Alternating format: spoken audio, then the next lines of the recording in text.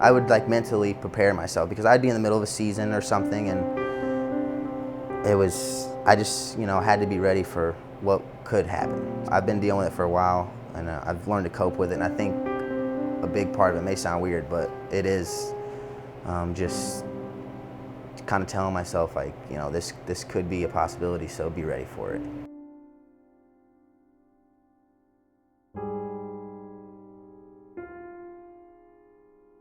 My immediate family, I was basically surrounded by it. And it was really hard just because there was a couple times where it was, they'd just been so bad off on it and, binging that no one would know where they were at.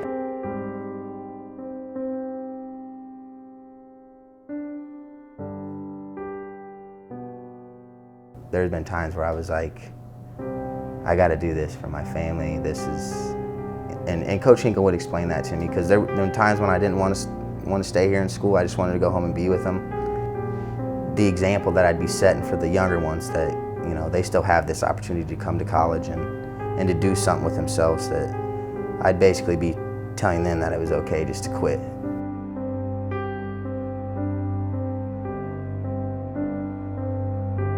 There's just a lot of pent-up anger sometimes, with stuff that was going on. Some days I would go in and the coaches would tell me, like, you got to calm down and, just practice.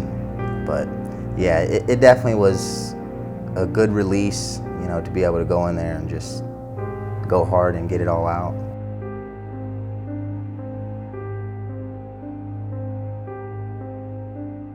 Worst I've ever been, scared in my life. It was exactly like that. I was at a wrestling camp. I had a couple, pains in my hip. Woke up the next day, was drenched in sweat and couldn't move. So literally I just woke up and it was like, my ability to wrestle or anything like that I just felt like it was being taken from me.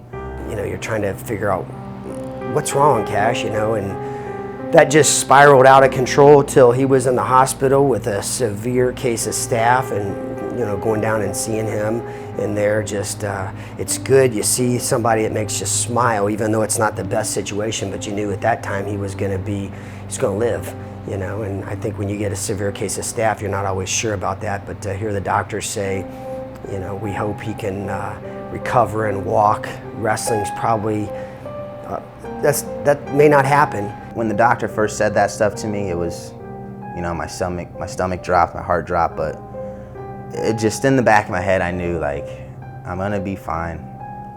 I knew, that it wasn't really the end for me, and that was another thing with Coach Hinkle. He helped me through that quite a bit.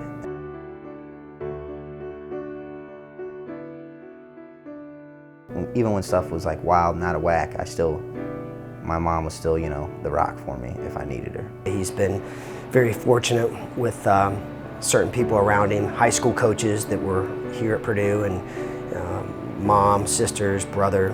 We're going to be together through thick and thin, like we already have been.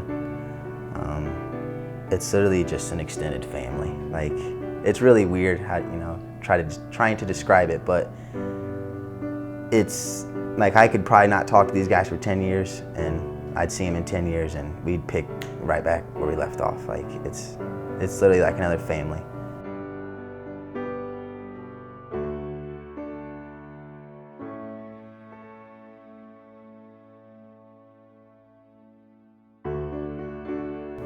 Like, you can tell I'm smiling right now, but like when I think about it, it's a really big deal for me. I just think back, like, I was a troublesome child in elementary school and middle school and all that. Like, I literally didn't start being good until I started being good at wrestling, and I realized I could go somewhere with it. I think if people understood sometimes what goes on behind the scenes, and you hear people say, oh, he got beat in that match, or he got caught in pin, and it's like, there's a lot bigger story to this. We're all disappointed when we don't win matches. We did more than most people understand, and I think that makes me feel good. Like, that's the bond that it'll never be broken. It's been a struggle, but it is something that is very important, and I do realize that, and I think that's why it means so much to me, because of how hard it has been. how much that it will mean to me and how much that it's going to mean to my family, I think is probably the biggest thing.